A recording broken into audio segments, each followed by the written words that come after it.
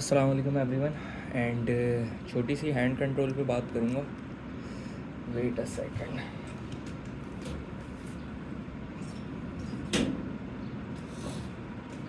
जी, तो hand control के हवाले से कुछ दिन पहले मैंने ऑर्डेन वर्सेस आरटीएम टेरेनेंको की वीडियो शेयर की थी और उस पर मैंने बोला था कि वीडियो इंशाल्लाह बनाऊँगा। उसी दिन बोला था बनाने का, बट बना नहीं पाया और अब बना पा रहा हूँ 2 दिन बाद। सो हैंड कंट्रोल से रिलेटेड पहले भी एक वीडियो बनाई थी, वो भी चेक कर सकते हैं। ऑलमोस्ट वही वाली बातें मैं बोलूँगा, कोशिश करूँगा थोड़ा और आसान अल्फाजों में बोलूँ और एक तरह से रिन्यू हो जाएगा वो इस वीडियो का ना। और हैंड कंट्रोल की बात अगर करें तो मोस्टली लोगों को यही लग रहा होता है कि हैंड कंट्रोल का मतलब है कि रेडी गो के बाद जिसके पास कपिंग आ गई उसके पास हैंड कंट्रोल आ गया। जैसे ही रेडी गो हुआ कि जिसके पास कपिंग आ गई उसके पास हैंड कंट्रोल आ गया, जबकि मामला बिल्कुल भी ऐसा नहीं है। मैंने काफ़ी पाकिस्तान में भी और वर्ल्ड लेवल पे तो नहीं कह सकते, पाकिस्तान में मैंने ख़ास तौर पे लोगों को ये सुना है आर्म रेसलिंग के हवाले से, हैंड कंट्रोल के हवाले से बोलते हुए कि रिस्ट अगर वीक है तो इसका मतलब है हैंड कंट्रोल उसका अच्छा नहीं है, जबकि ये बात बिल्कुल भी नहीं है। तो इसके लिए मैंने कुछ वर्ल्ड लेवल के मैचेस और फिर थोड़े डोमेस्टिक लेवल के मैचेस एंड फिर अपने कराची का भी मैच मैंने खोल के रखा हुआ है, तो आपको वो दिखाता हूँ। वर्ल्ड लेवल के मैच में सबसे पहले एक डेविन वर्सेस ग्योर्गी का फेमस मैच हुआ था किंग ऑफ द टेबल 9 में। उसमें डेविन का ये वाला राउंड देखें, राउंड 2 है, बाकी भी राउंड ऐसे ही गए थे ऑलमोस्ट। इसमें देखें जैसे ही गो होगा, कैमरे का जब वो वाला एंगल आएगा मैं आपको दिखाऊंगा। गो के बाद यहाँ पे अब देखें इस कैमरा एंगल से, ये देखें ये पॉइंट देख रहे हैं डेविन की रिस्ट का। इस पॉइंट पे लोगों को यही लगेगा कि डेविन कंट्रोल में नहीं है, जबकि थ्रू आउट द मैच डेविन यहाँ पे कंट्रोल में था और बाकी भी जितने राउंड्स थे उसमें डेविन की रिस्ट इसी तरह ही जा रही थी। ठीक है, अब यहाँ पे आप गौर से देखें डेविन की रिस्ट कितनी ज़्यादा क्रैक हुई हुई है, लेकिन जो है यहाँ पे देखें इस एंगल से भी देखें डेविन की रिस्ट कितनी क्रैक लग रही है। ये देखें ये एंगल देख रहे हैं, तो यहाँ पे डेविन की रिस्ट क्रैक हुई बट पूरे मैच में वो कंट्रोल में था। तो एक ये तो चलो हम इस पे कह सकते हैं कि भाई वो वर्ल्ड लेवल एथलीट्स हैं, बहुत सारी टेक्निक्स यूज़ हो रही होती हैं, बेशक ऐसा ही है। तो इससे एटलीस्ट हमें ये तो पता चल रहा है कि हैंड कंट्रोल के लिए रिस्ट का होना सबसे इम्पॉर्टेंट नहीं है। इसकी अनदर एग्जांपल रिसेंट होने वाला रीमैच, और इन दोनों का फर्स्ट मैच भी टॉड हचिंग वर्सेस इराकली का जो मैच था वो बिल्कुल ऐसा ही था कि रेडी गो के बाद, अभी आप देखिएगा रेडी गो बस होने ही वाला है, ये हाईलाइट्स खोल के रखी हुई है मैंने। रेडी गो जैसे ही होगा, इराकली की पोजीशन आप देखिएगा कैसी है।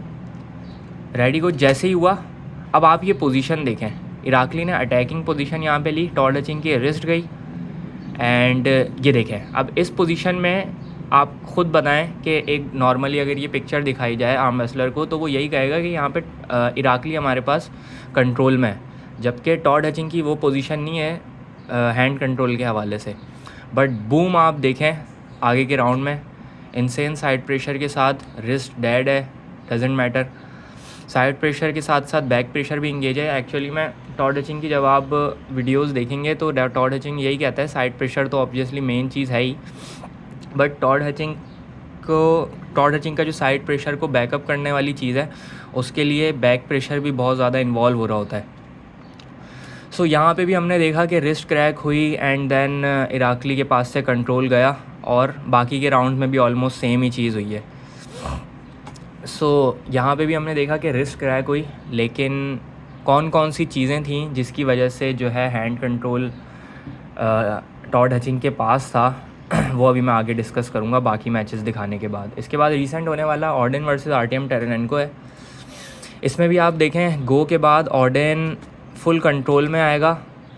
ऑर्डेन का आप फेस देख सकते हैं कितना कॉन्फिडेंट लग रहा है एंड यही है कि ऑर्डेन की यहाँ पे भी अगर आप गौर से देखें इस पॉइंट पे तो ऑर्डेन के पास कपिंग है, ठीक है, जबकि आरटीएम टेरेनेंको की जो पोजीशन है वो थोड़ी सी क्रैक बैक जो है हमारे पास हुई हुई है। अब ये देखें इस पोजीशन में कितना कॉन्फिडेंट ऑर्डेन लग रहा है। अब आरटीएम टेरेनेंको की रिस्ट जाती है हल्की सी and then boom side pressure आया। अब इस पॉइंट पे भी आप देखें आरटीएम टेरेनेंको की जो रिस्ट है वो बिल्कुल स्लाइटली सी बैंड बैक हुई हुई है और ऑर्डन लैरेट का आर्म एंगल पूरा साइड प्रेशर की बेस पे, एंड साइड प्रेशर को बैकअप करने वाली चीज़ जो बैक प्रेशर जिसका बहुत रोल है, उसने जो है क्या किया, ऑर्डन लैरेट की कपिंग की धज्जियाँ उड़ा दी। गो के बाद ऑर्डन के पास कपिंग थी बट इट डिडंट मैटर, और साइड प्रेशर बैक प्रेशर की बेस पे आरटीएम टेरेनेंको ने पिन करा ऑर्डन को। रिसेंटली बहुत डोमिनेंट 60 kg प्लेयर्स की फ़ाइट हुई कराची में, हुज़ैफ़ा टॉप रोलर जिनका मूव है, और उस्मान हुसैन जो हुक प्लेयर है।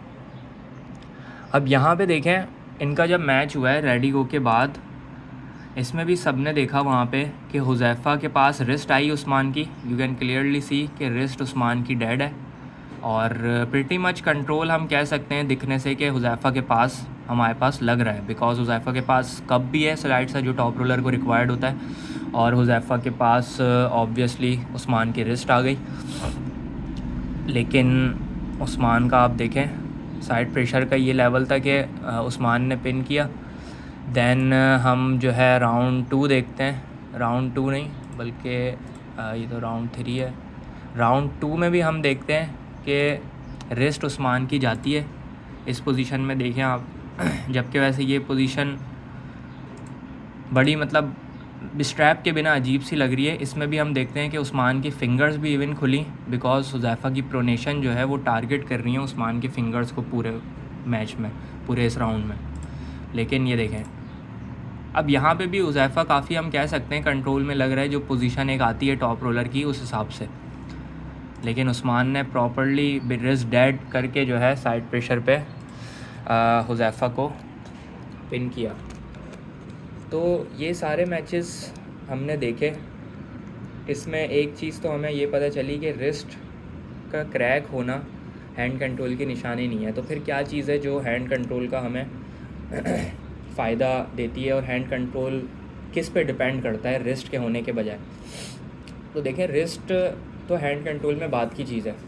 आप अगर इसको डीप एनालिसिस करें, प्रैक्टिस सेशंस अगर अटेंड करें आप, तो हैंड कंट्रोल के लिए सबसे इम्पॉर्टेंट चीज़ बैक प्रेशर है।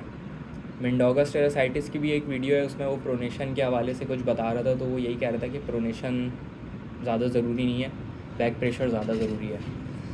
इसी तरह अरमीज़ गैस्परिनी हो गया, अरमीज़ गैस्परिनी की लिवान के अगेंस्ट मैच की वीडियो थी, उसमें अरमीज़ ने कुछ राउंड्स में पहले बैक प्रेशर पे समझ लें अपने आर्म एंगल को इंटैक्ट रखते हुए खेला।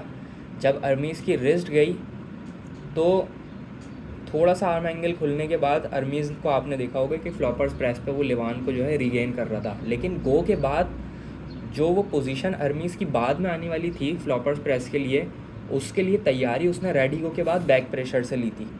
सही है, तो यानी अगर इनिशिएट ही अरमीज़ जो है जेरी की तरह करता इस तरह, तो शायद अरमीज़ नहीं खेल पाता, लेकिन अरमीज़ ने इस तरह करके खेला। देन बाद में वो ट्रांजिशन हुआ लिवान के अगेंस्ट, तो वो हमने देखा कि बैक प्रेशर वहाँ पे सबसे ज़्यादा ज़रूरी था। तो हैंड कंट्रोल के लिए अगर समराइज़ करूँ मैं बात, तो हैंड कंट्रोल के लिए सबसे ज़्यादा इंपॉर्टेंट चीज़ बैक प्रेशर है। बैक प्रेशर के लिए जो जो चीज़ें आपके एल्बो फ्लेक्सर में से ब्रैकियोरेडियलिस, बाइसेप ब्रैकियलिस, ये सब चीज़ें इन्वॉल्व हो रही होती हैं, इनका क्लोज होना सबसे ज़्यादा इंपॉर्टेंट है all over the match. Wrist dead पे भी आपकी अगर प्रोनेशन बैक प्रेशर के साथ प्रोनेशन इंगेज है तो आप मैच में हैं। तभी आपने देखा होगा कि अगर रिस्ट डेड पे हम प्रोनेशन हमारी इंगेज अगर हो और रिस्ट डेड हो और सामने वाला अटैक करे, तो उसकी भी रिस्ट हमारे पास आ रही होती है, बिकॉज हमारा प्रोनेशन बैक प्रेशर जो है उसको होल्ड कर रहा होता है। तो मेन चीज़ हमारे पास बैक प्रेशर है, देन हम प्रोनेशन कह सकते हैं हैंड कंट्रोल के लिए। उसके बाद कपिंग, अगर प्रोनेशन और बैक प्रेशर हमारा इंटैक्ट रहा पूरे मैच में, तो फिर इवेंचुअली हमारे पास कपिंग का एक्सेस आ ही जाएगा खुद ब खुद। स्टार्टिंग में कपिंग का एक्सेस होना ज़रूरी नहीं है। अगर रेडी को जैसे ही हुआ हमने कप कर लिया सामने वाले को, लेकिन हमारा एंगल इस तरह खुल गया, तो हमारे कपिंग का क्या फ़ायदा? तो रिस्ट का होना हैंड कंट्रोल के लिए सबसे ज़्यादा ज़रूरी नहीं है। थर्ड नंबर पे मैं इसको रखता हूँ अगर ओवरऑल बात करूँ, फोर्थ नंबर पे इवन, क्योंकि राइजिंग का भी काम है, बैक प्रेशर का जो इन्वॉल्वमेंट है उसमें राइजिंग का बहुत बड़ा काम है।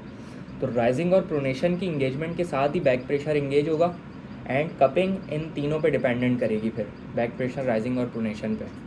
तो हैंड कंट्रोल अगर आपको अच्छा करना है तो आपको back pressure with pronation and rising सबसे ज़्यादा अच्छा करना होगा, देन कपिंग पे आपने फोकस बढ़ाना होगा।